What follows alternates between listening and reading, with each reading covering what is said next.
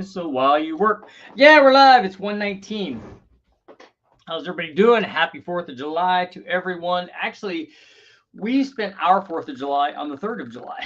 Our neighboring town does a big fireworks display on July 3rd, and they do it over the high school football field, which is good. And then they also allow you to light fireworks there. So we went and got fireworks. I went there with my son and my wife and one of his friends.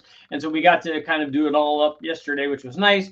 We could be my dogs don't like fireworks. So we're going to stay home with them tonight and make sure that they're okay. Probably won't be doing any fireworks tonight. So yesterday we got all out of our system, which is a big thumbs up. I like fireworks. I'm a big fireworks guy. So we made sure that we went and got plenty, and we got to watch the big ones, and then we got to do our own, which I think is very important for, for families and kids growing up and doing all that stuff, getting together. That's awesome stuff. Today, we want to talk about, in honor of 4th of July, we're doing all-American comparison of all-American engines.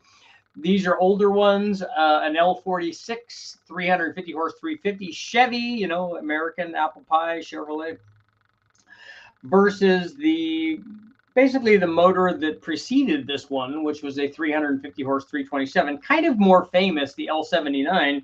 The 350 horse 327 sometimes doesn't get talked about. These hydraulic cam versions, these hydraulic flat tappet cam versions, don't get all the accolades of like the solid lifter stuff, like the LT1, the L76, and the L84, which were the high horsepower 327s, and then obviously the DZ 302. If you're looking at a 302, they never made a hydraulic cam version of the 302. They only made that performance version just to qualify for Trans Am, because it had a 5-liter displacement back then.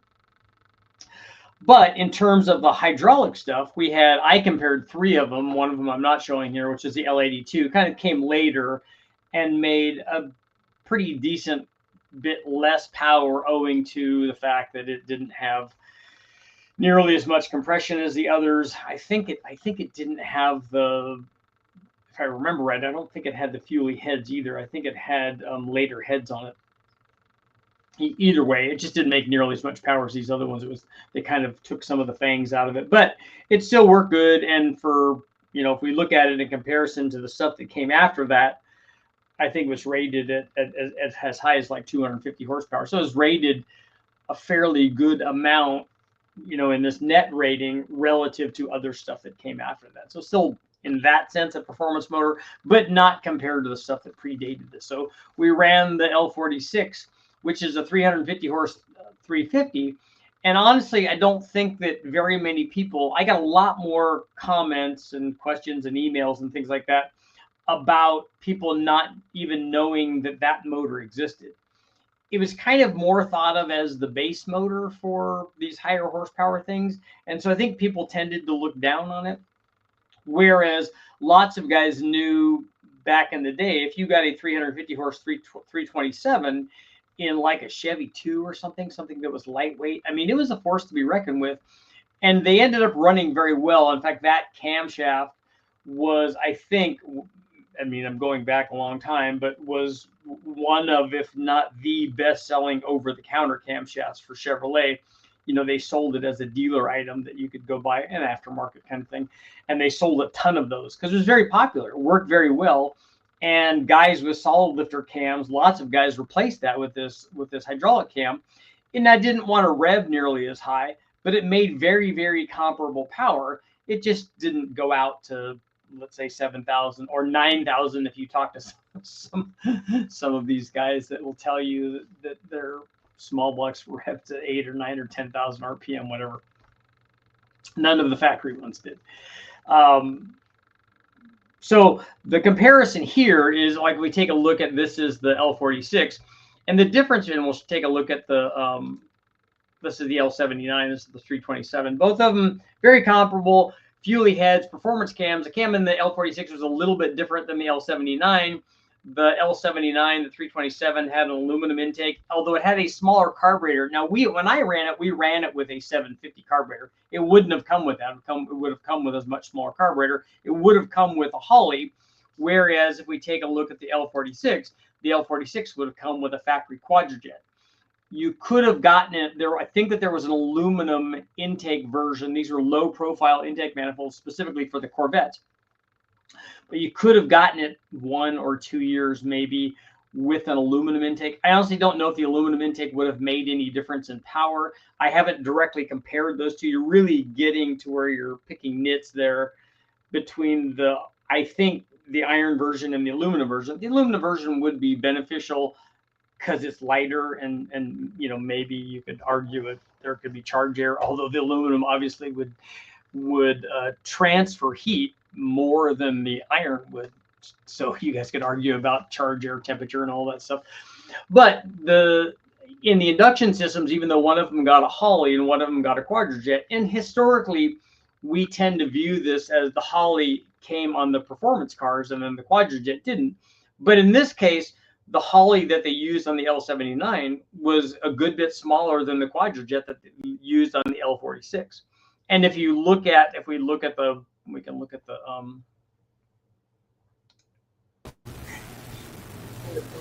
the power curve difference here.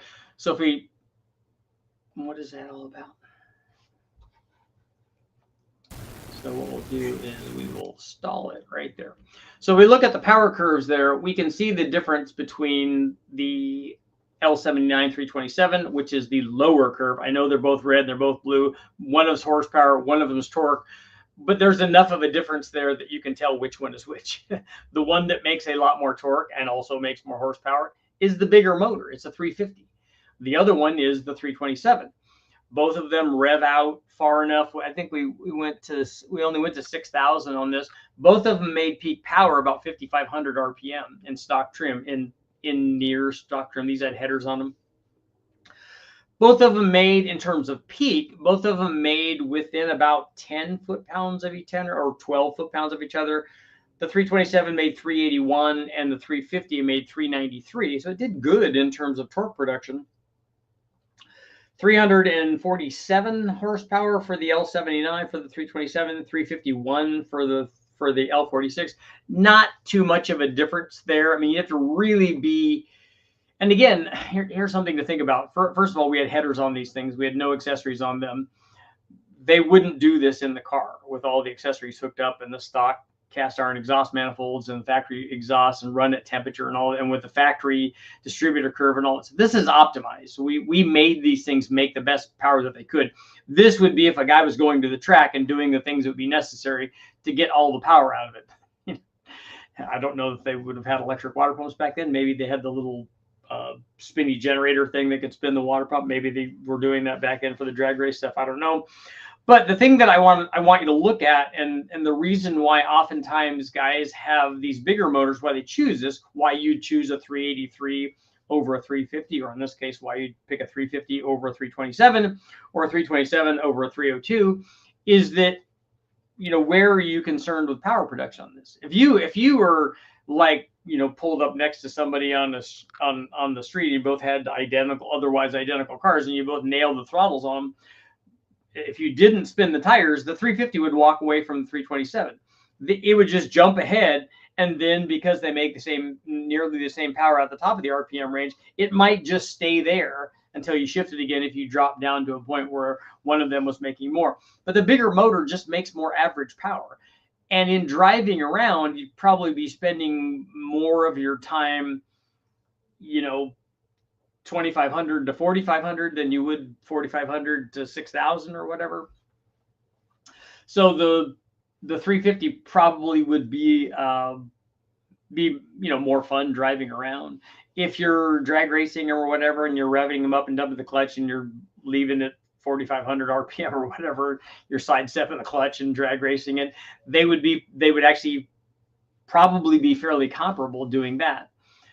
But most guys are not doing that. So, you know, if you had these things if you're just driving it around and you want to, you know, nail the throttle, having a bunch of, in this case, as much as 2,700 or 27 foot-pounds down at 3,000 RPM, having the more torque would be better. We saw exactly the same thing when I did the comparison between the solid lifter cammed versions, the performance versions of these, the 365 horse 327, the 360 or 370 horsepower LT1 350, had a milder camshaft in it. But it did the same thing. The bigger motor just made a lot more torque, and then they all made very, very comparable power on the top. In fact, the solid stuff really only made a little bit more power than this in terms of peak.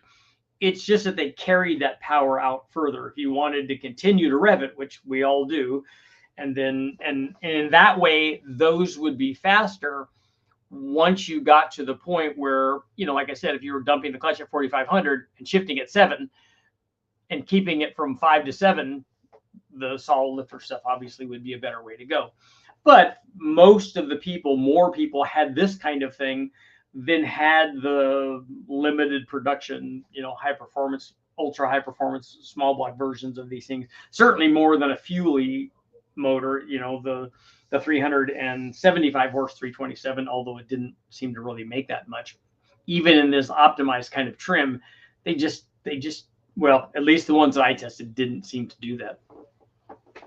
Maybe you could go through and blueprint it, although, you know, running it, we ran it with headers, we ran it cold, we ran it with electric water pump, we ran it with a good carburetor, we dialed in the timing and the air fuel. I mean, we did everything that you really would do to it. We even tried changing the lash on the solid cams. So we kind of went after it, and certainly we went above and beyond what any sort of factory spec would be like. So I think I gave it a, you know, a fairly honest shot. In fact, erring more toward that we probably did a little bit too much to give it what people wanted. But, you know, the guys that had these want them. They want them to be, you know, make a lot more power than they probably honestly did.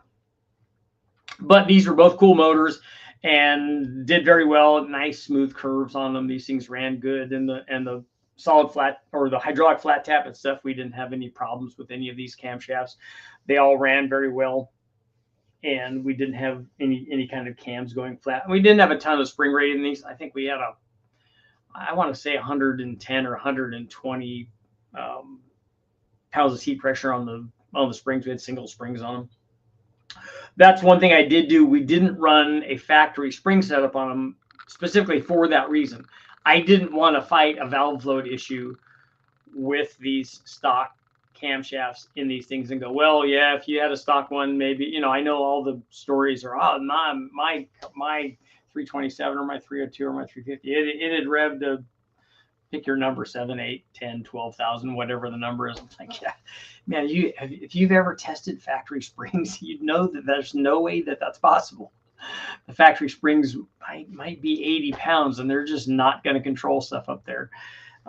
Luckily, a lot of the camshafts probably were on the stable side because they had very low lift, and Chevrolet was not afraid to put lots of duration in these things. And because they had low lift, they were not really aggressive load profile, so they probably were fairly stable at RPM.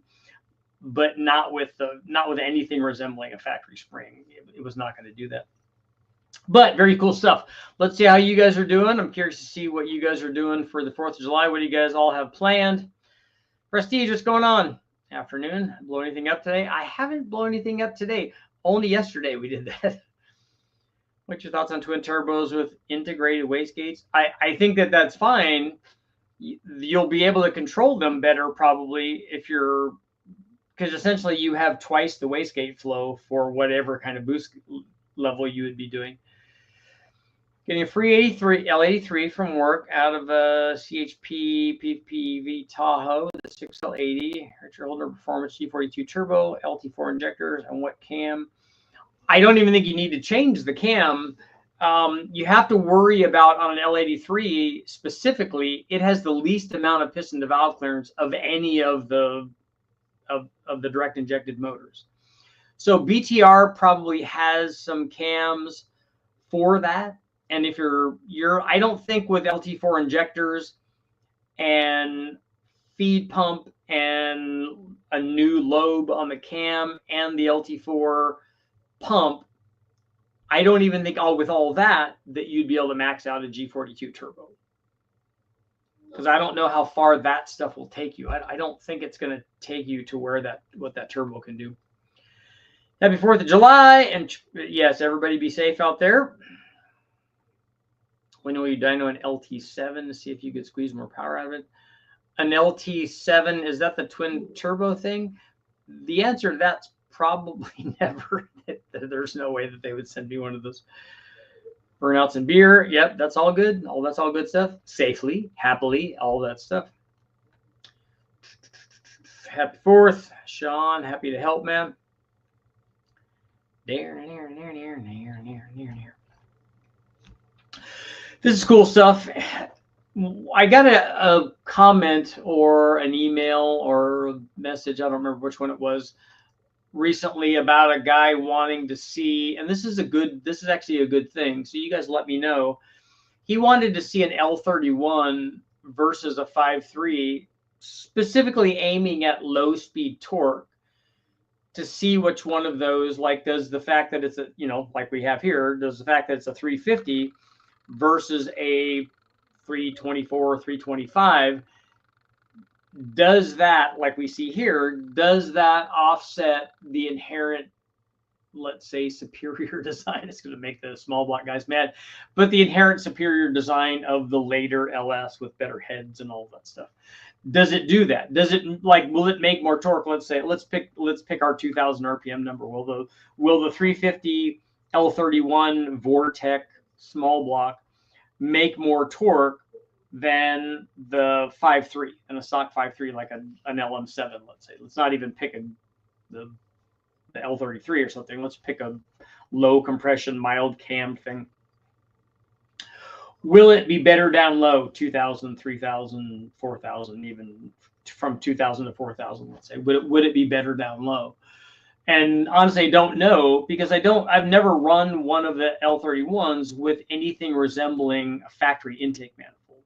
So I don't know how that fares. Almost always we take that off and put a dual plane intake manifold on it, which always does very, very well down low. In fact, a lot of times better than long runner EFI intake manifolds, unless they're very, very long.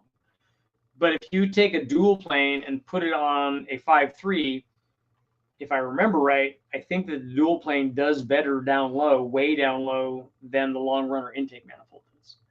So it does very good way down low. So maybe that would,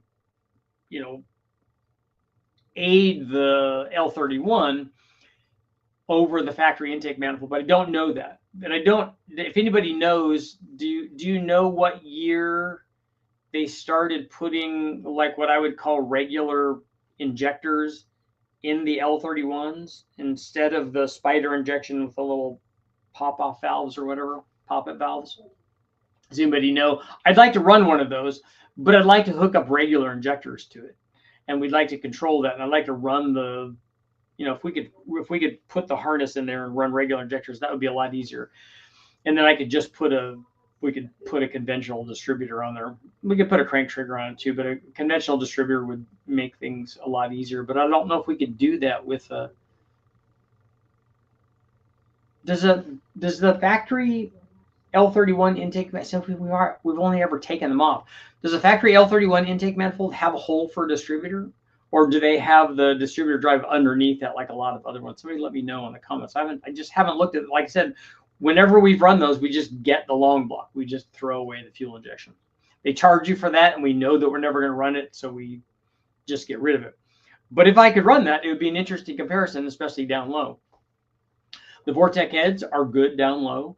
The intake manifold should be kind of good down low. The camshaft is mild enough that it should be good down low. So it'd be interesting to see what the extra displacement does. And a lot of guys want me to run more L31 stuff anyways.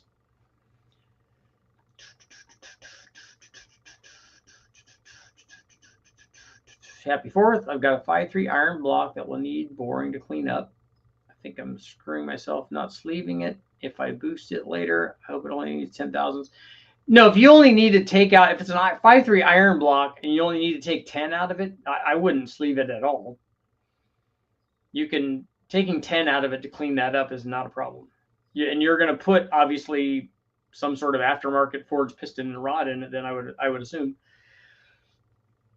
Turbo Century, what's going on? Excuse me. If you have the money to buy a used LS3 engine, would you buy it or use the money to buy another LS and upgrade it? Well, what is your goal? Like, what is your power output goal?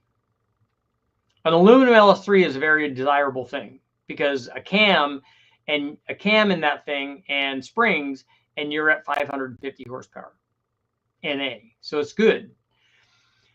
But if your goal is to put a turbo on it, I wouldn't do an LS3.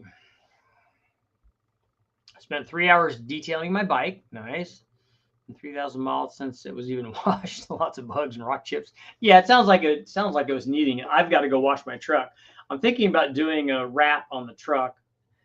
I just don't know if they'll be able to wrap it, given that all of the clear coat, or not all, it'd be nice if it was all, but half of the clear coat's peeling off of that thing from when I bought it. The guy did a respray on it and did a quickie job.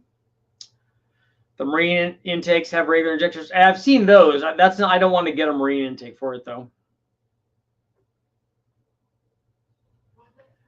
Yep, we're 20 minutes in, Jet. So let's take a look here.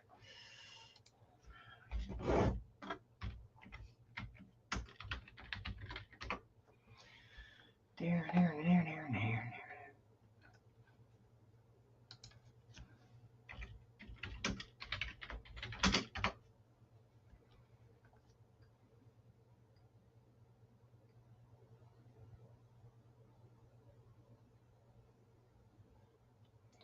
GM truck forum.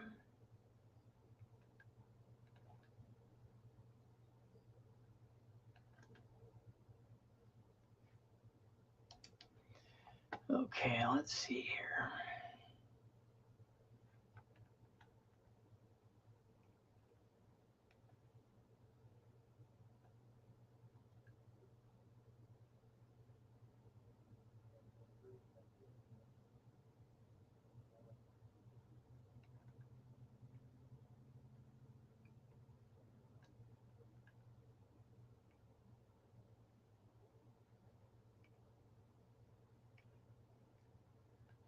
Scrolling. Yeah, that's not helping me at all.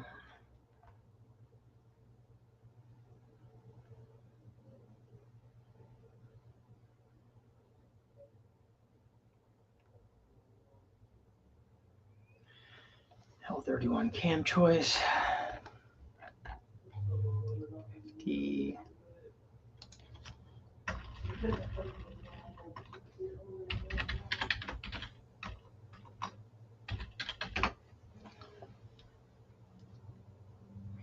Okay, now we're seeing some stuff here.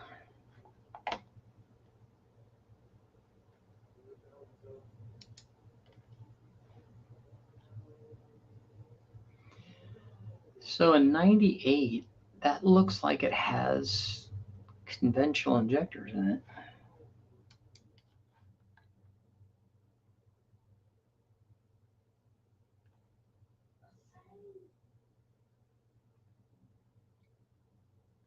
So I'm looking through this stuff here.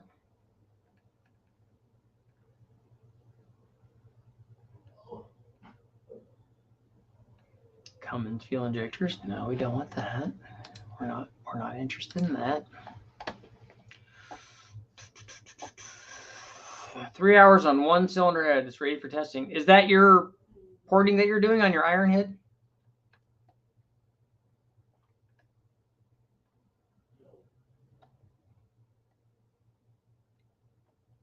Already got the plugs and put new coils on the turbo E46. Going to do a test drive.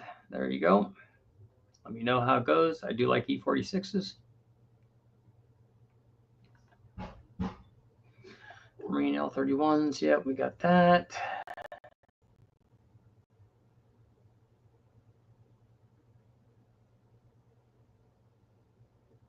Client just put a GD45 on a lumberjack. I don't know what lumberjack is. I hate doing body work. I'm right there with you. 4.3 intakes all went to standard injector setup. They were produced for longer than the L31. Max he could get was 18 pounds. What Paulette, what motor are we talking about here, and what's done to the motor? A GT45 will support you know, 750 horsepower or so. If you got 633 at the tire, that's getting up near the end.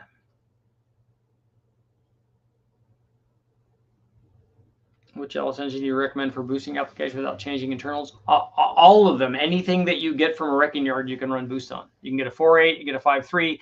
The 5.3 is probably going to be the one that you find the most because they made the most of those. That's the base engine. So you're going to see lots and lots of those in the wrecking yard. You'll see some 4.8s also. Then you'll see some 6 liters, way less 6 liters than any of the other motors. And then even fewer anything aluminum, you'll see even less of. Well, you're researching. I was researching to see if they put standard injectors in any of the L31s. 53706 heads. Okay. Does it have a cam in it? And is this on pump gas? Is this on race gas? Does it have timing in it? So we've got a lot of things that all can affect this. If it was on pump gas, that you're there because it's not going to go any further than I would be surprised if you were running 18 pounds on pump gas. It's possible, but with you have to have very, very low timing.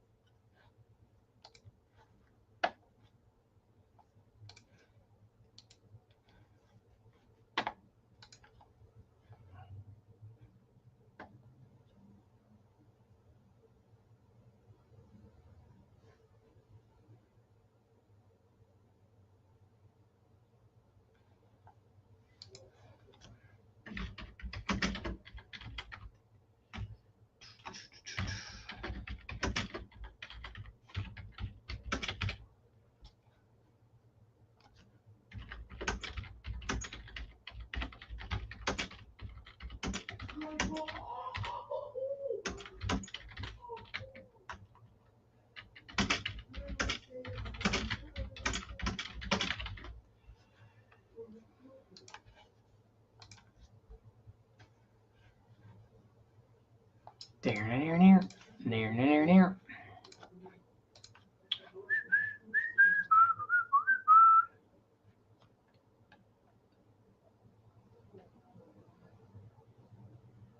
Think about going to the wrecking yard to film a Sarah McLaughlin ASPCA video about abandoned engines that need to be rescued. That would be good. I really love that song. We used that song when Milo passed away for the video that Lisa did on him. It's sad. Yeah, I remember when the kids were little watching that. It's like we have to turn that off. We can't see that. Sloppy stage 2. Okay, a sloppy stage 2 in a 5.3 with a stock intake manifold. I'm sure you have bigger injectors. You got to tell me what fuel you're using in it. But a sloppy stage 2 and a 5.3 with 18 pounds should be more than 600 at the tire, 630 at the tire. Run through a 480.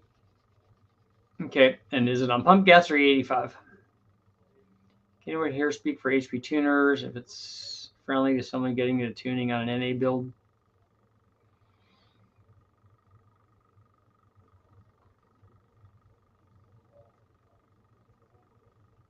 There's a lot of stuff to learn on that. That's what I can tell you. I don't know it. I have seen what guys like Jimmy and Joel and those kinds of people are doing, and watching the stuff that they're doing, and watching Eric and Ish at West Tech. There's an awful lot that you need to know to make it work. Yeah, an E85. Paulette, how much timing does this thing have? And does it have a small exhaust on it after the turbo? Does it have an intercooler? Give me some deets. HP turns is a headache to learn. First, have to figure out how to trick the ECU into doing what you want it to do with the given adjustments and parameters. Yeah, and then to do it with boost, I think is another step even above the headache level. It's a lot easier to just do a multi-bar map sensor. We did it on Jimmy's Turbo Tahoe that we're running. we have that running. Joel did the stuff on it, and Jimmy's doing some of that too. But the stuff that we did right now, we're just running on a 1 bar with the mass air meter, blowing through the mass air meter, and it works fine at this power level. But once we get to, let's say, 550 at the tire or so, then we'll have to switch over to the map sensor. We have a 3 bar on it because, yes, we use flat tappet cams, and no, they didn't go bad. Here's the big old pop-ups on the 327. Make sure that we had 11-1. Fuelie heads. Yeah, look at them Fuelie heads. Screw and studs, guide plates, full race. The coolest thing about this was the comp valve covers. And then that was the 750 carburetor that we used that was externally, it had the little Percy's adjusted jet setup on it, so it was externally adjustable. Made for dialing in a carburetor really, really fast. But the L46, that was a Sean Murphy SMI Quadrajet. Wow. I should have put the air cleaner on there and flipped the lid over so we could have done some air cleaner lid stuff.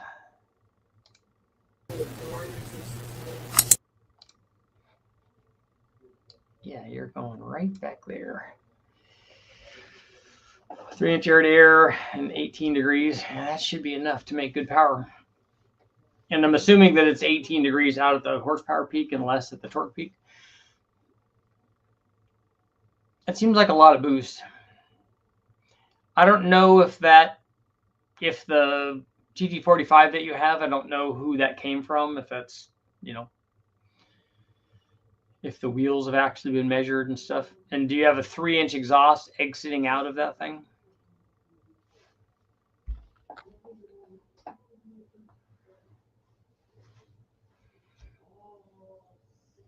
We know one way to cure that is put a G42 on it. That will do a lot better.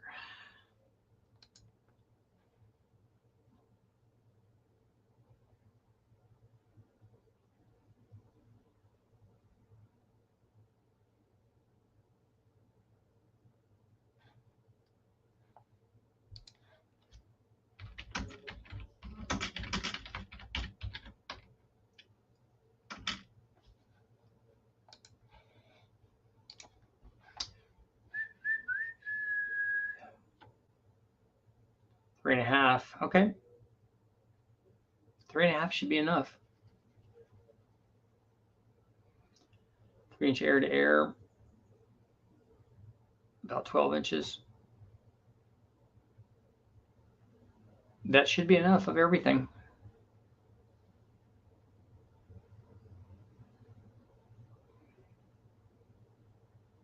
I would check and make sure that all the cylinders are working right. Maybe do a compression test, maybe check the plugs, that kind of thing. Maybe make sure all the cylinders are there. But 18 pounds on a sloppy stage 2 should be a lot more than that.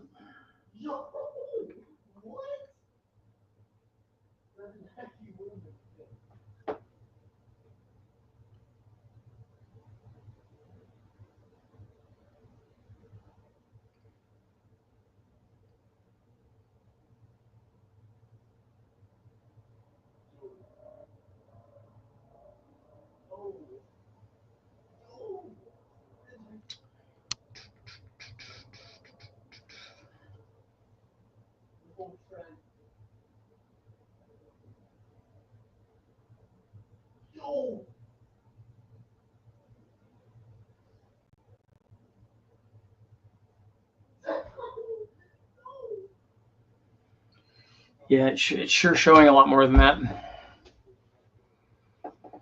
Rail can restorations and custom. It's true for a lot of stock ECUs. They're never intended to be tuned by the user, so you have to convince them to do what you want. Yep.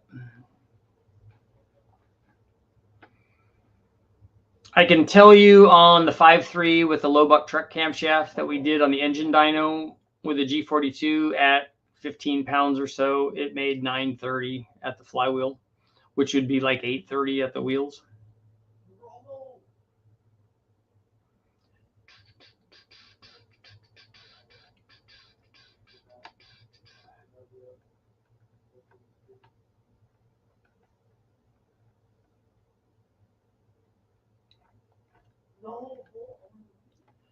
This El Camino is talking about is Cletus McFarland's. I don't know what El Camino you're talking about. I don't remember seeing an El Camino being referenced in the comments.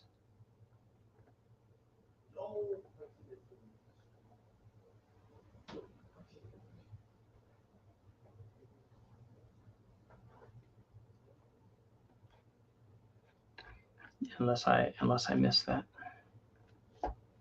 I do not see that.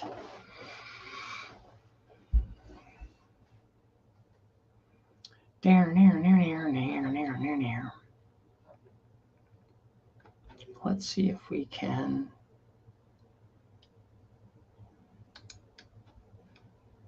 See if we can grab another. I don't know if it'll let me do this. Let's see.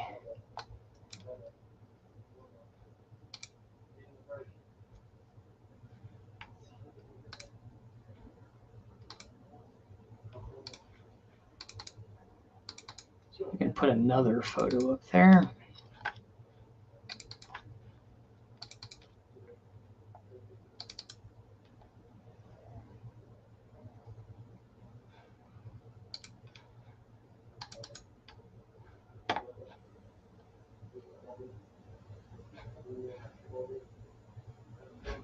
Man, those are all really big.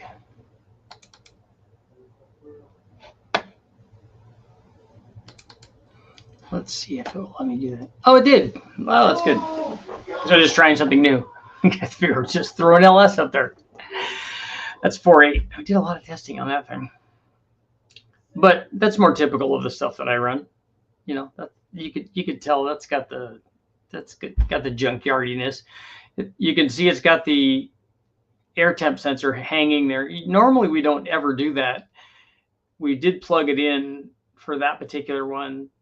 Normally we just zero it out and don't put one there. But when we run them on the dyno, we have the coolant temps hooked up, although the coolant temp is always very cold because you can see we've got this one had the tower. So we could run that. Then we can flow the water in from the big, they have a 2,500 gallon tank. And then if we want, it has a big set of like a whole industrial like rack of cooling fans and stuff that we can keep the water temperature cold enough because it's important. And during the summer, because it gets hot there, I mean, it's over 100 degrees a lot in where West Tech is. And when you're starting with hot water, the dyno does not like that. So you got to make sure that keep the water temperature reasonable. And then when you're making runs, obviously you're heating the water up even more. And so, although it takes a while to change the temperature of 2,500 gallons of water, but if you make lots of pulls, and especially, you know, the more power that you make, the more heat you're putting into it. So you can change the temperature, and I like making me some pulls.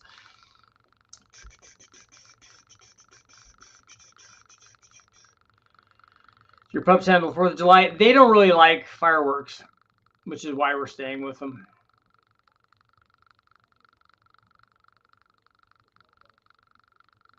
Oh, lumberjack. Okay, that was the reference. That's all I was asking.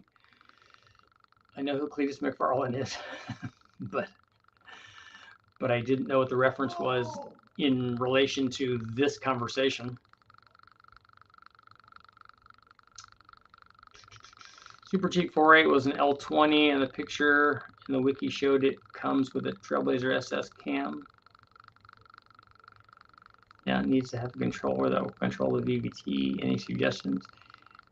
You have a VVT 4.8 liter? I've never heard of that.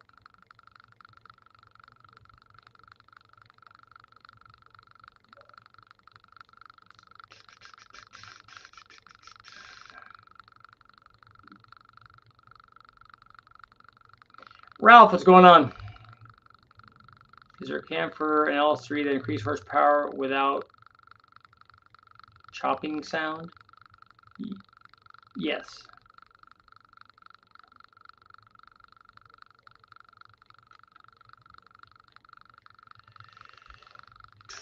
Use your words. Use your words.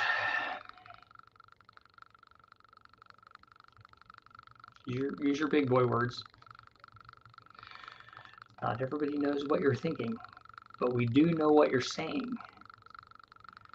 So if you say what you're trying to say, then we will understand that.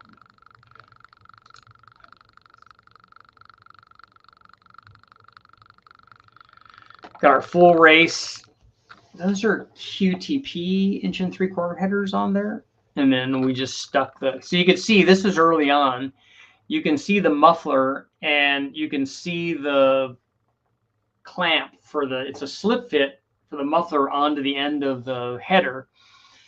And then we have the little muffler clamps on there, which I just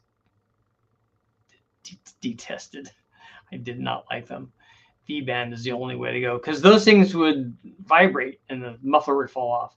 And only one side would fall off, and that would negate the run because it changes the power when one side falls off. And so I'm like, and then they would sometimes drill holes in it and put a tech screw through it. I'm like, those could break, and they would. And then I'm like, no, let's just take a little bit of time and solve the problem. Let's solve this with a V-band forever. How much horsepower between a truck and a Trailblazer SS on average? There's not on average, but if you take a look at the up-teen videos I posted, like we just did one with we did a 5.3 and a 6.0. We did it with 2 different cams. I think on each one of them, it is probably like 15 on those.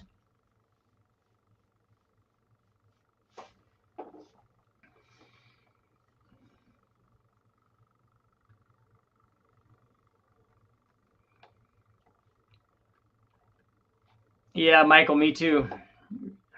Ever heard of VVT-4A either? I work for GM. Yeah, I don't know that that's I don't know that that's a thing.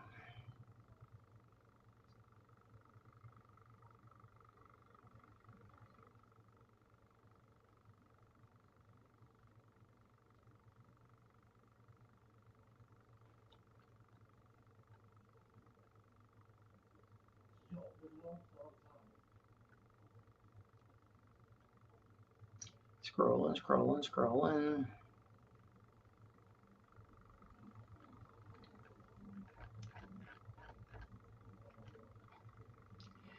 you know if an 05 5.3 Trailblazer transmission will work in an 04 4.8 Silverado electronically? I don't know that.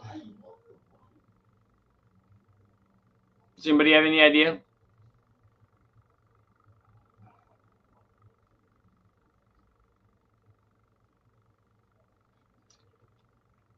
I just need a controller that handles VVT. Then John, are you talking about that you need a computer that does that? So did you put VVT on this 4.8?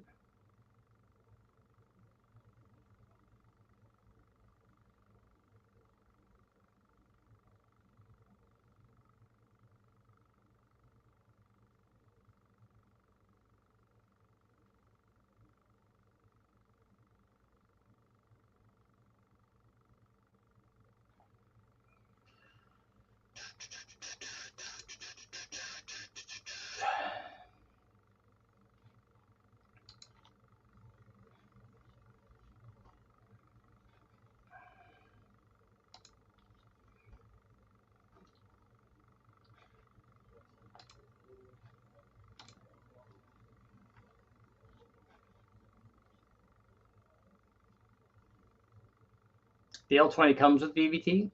Okay. L20 4.8 liter. On all cylinders. That's where I always go. Upgrade with variable valve timing. And you got flex fuel too? Dude, that's a good one.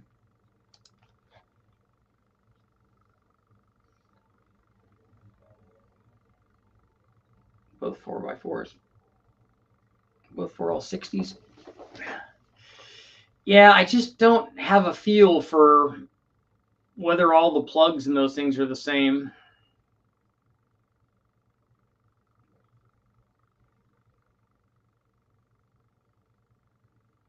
There. Ralph got put in a little timeout. God, my spider sense was tingling.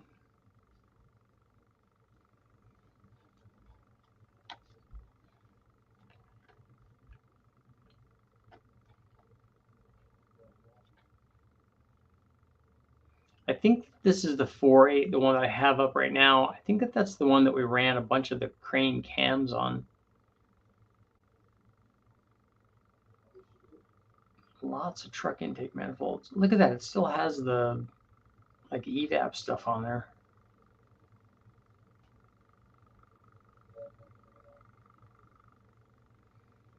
Got the little push lock fuel fitting for the factory rail. Those have to be somebody else's ignition wires too. Unless the wrecking yard, it came with those red wires, which I guess, man, that was a lot of years ago. Can't remember ever getting those, but maybe. Yeah, John was right. That L20 definitely, and not only that, like I said, it's a VVT and flex fuel. See, that's why I come here, man. I come here to learn. Near. And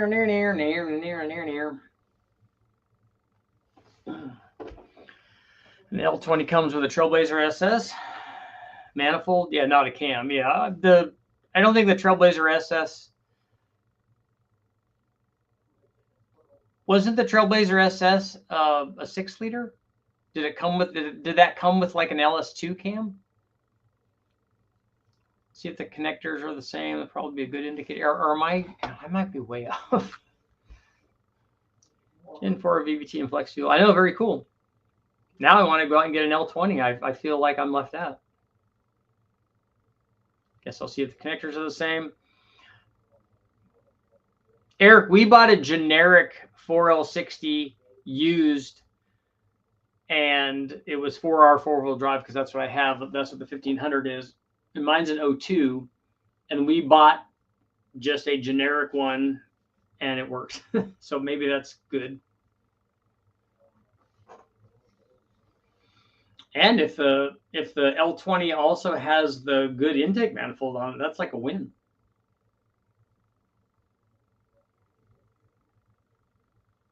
Yeah, spider sense is just get a feeling. And you know, the spider sense has been wrong before. It could be wrong. The Trailblazer SS was the LS2, Silverado SS was the LQ9. Yeah, that's what I'm saying. The Trailblazer SS I thought was the 6-liter LS2. Put a Corvette servo in it. That's what mine has. Mine was rebuilt. My 4L60 was rebuilt by it's one that Summit sold, and the guy ended up not putting it in. At least that's the story we got. The thing was not used at all. It was brand new, used from Summit, still in the packaging and everything. And we put that in my truck. It does have the Corvette servo on it. You could tell it shifts. It shifts a little firm. It doesn't chirp second like it should, like we would want it to. But we don't have any power either. But that means that I can run boost on it now, right? Because it has a Corvette servo. Isn't that what solves all of the boost issues with the 4L60?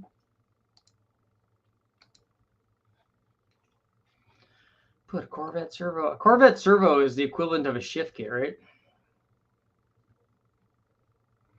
I've heard Corvette servos were only different before 2000. Yeah, I don't know anything about that.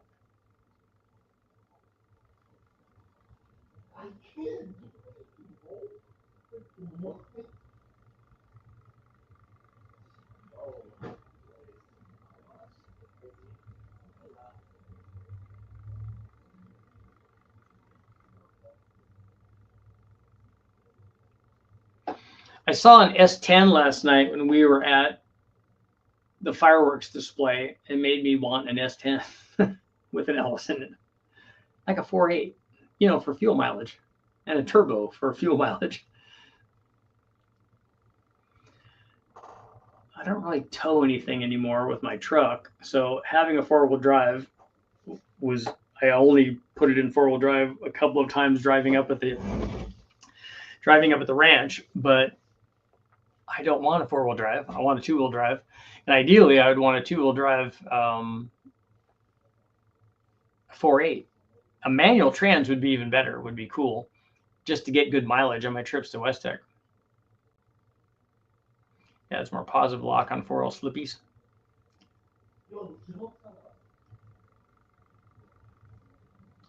I told dealership mechanic S10 and Camaro were lighter duty than Corvette, and truck servos were the same in trucks and Corvettes. Okay.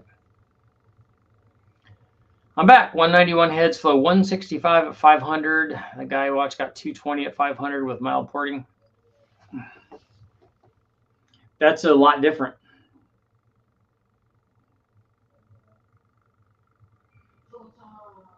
Was that after porting, Centrum?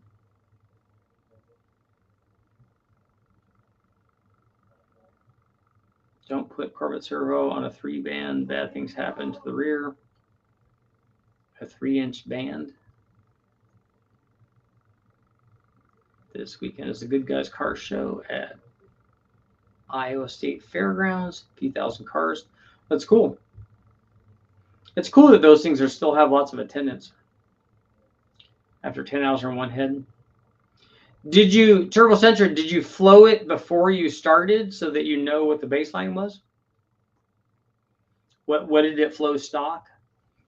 It should be fairly easy to get 10 or 15 CFM from just doing really simple bow work from any sort of stock head. That shouldn't be hard at all.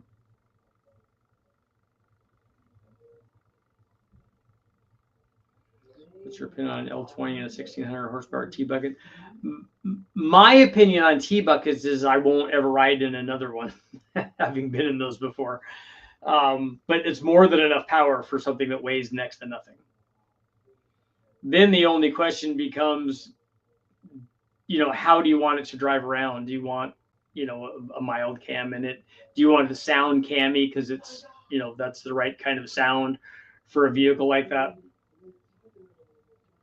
And are you going to carburate it, or is it going to be fuel injected? I'm only porting one head for now. Okay, so you're going to flow the other one. Yeah, I'd be curious to see how far you've come in 10 hours on a head. That's a lot.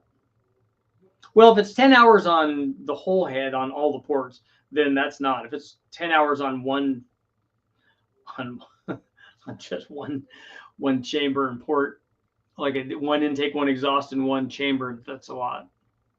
But iron stuff is not, it's not cool. That's not good.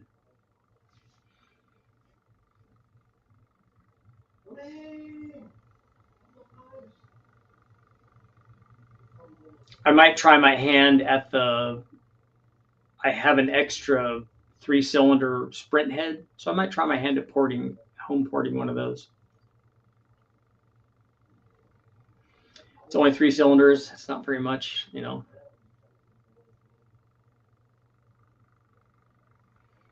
You did 20 hours on one cylinder.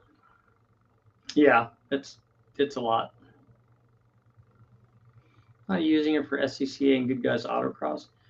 You're going to autocross a T-Bucket? Does it have big tires in the front too to make it handle?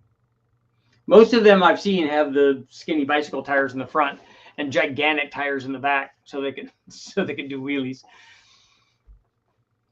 But you could set it up for that. And most of the ones I've seen have the like a Pinot. Some of them have Pinot IRS stuff, but a lot of them have like straight axles and stuff in the front. That obviously is not going to be good for autocrossing. The fact that it's light, though, is good for autocrossing.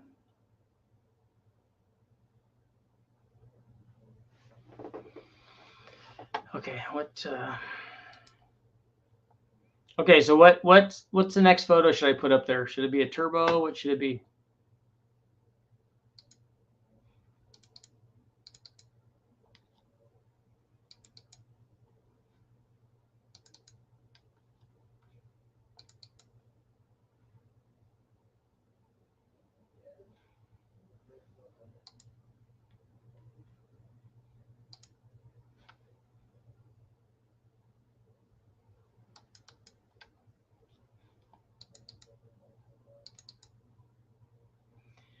Man, come on.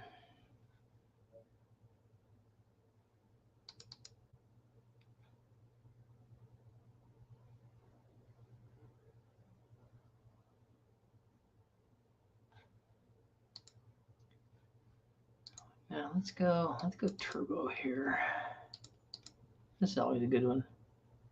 How big is that? Oh, here's a good one. This is for Admiral. Super Richie Mega taped together modular intake. Although I have to say the headers are certainly straight.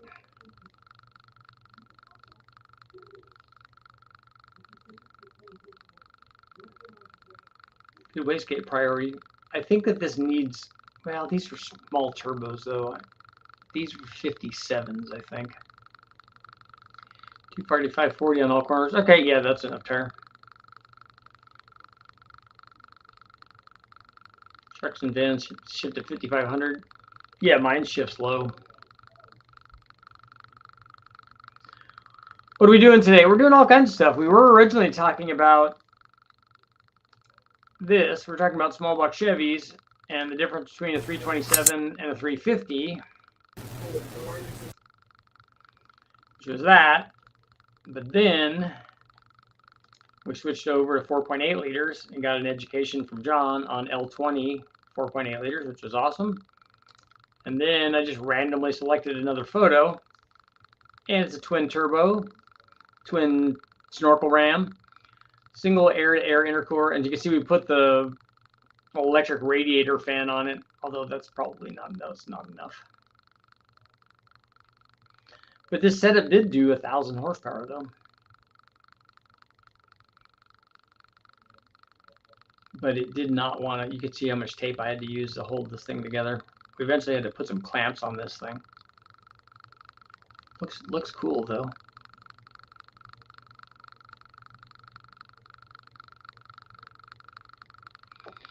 Look pretty fancy. We got 2 more minutes. 2 minutos más. For the 4th of July. That modular Ford, that's another one. That's another all-American.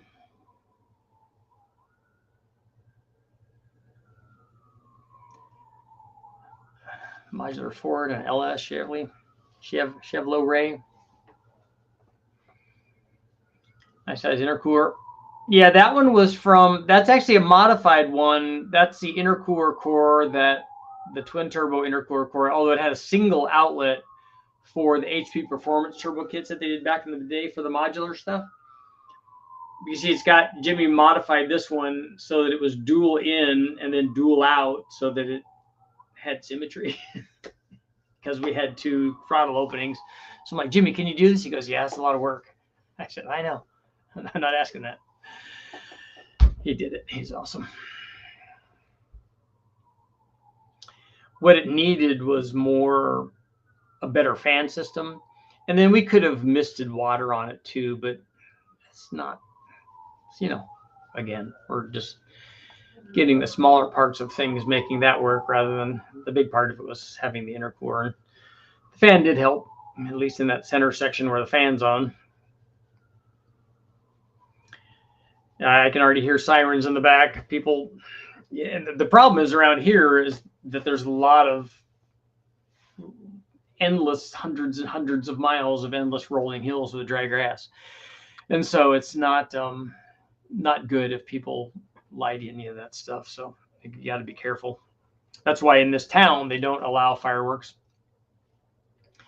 In the other one that we went to, and we were in town, so there was not really fear of people. I mean, there was fear of people doing some dumb stuff. In fact, when we were there, my son had gathered together all of our stuff because it's very important for you to clean up after you do your stuff. That's part of your duty after you light all your fireworks. You got to clean all your stuff up, and took it over to where they had dumpsters there. You could throw all the stuff away, except the problem was that the dumpster was on fire. Because when you light some of these big ones, it lights some of the cardboard, casing around the firework part, and it lights that on fire, and it'll sit there and smolder for a long time. And then even our stuff, which we put water on, but it'll catch on fire. And so that somebody had put that in the dumpster and had caught all the stuff on fire. And so Owen was walking over there to throw stuff away, and the fire guy said, "Hey, nope, can't open that up, because if you open that up, then that gives it all the oxygen." And they didn't want to do that until they were prepared to put it out. I'll just put the fans along the top of the intercooler radiator. Yeah, you can see we had a fitment issue. Yeah. Okay.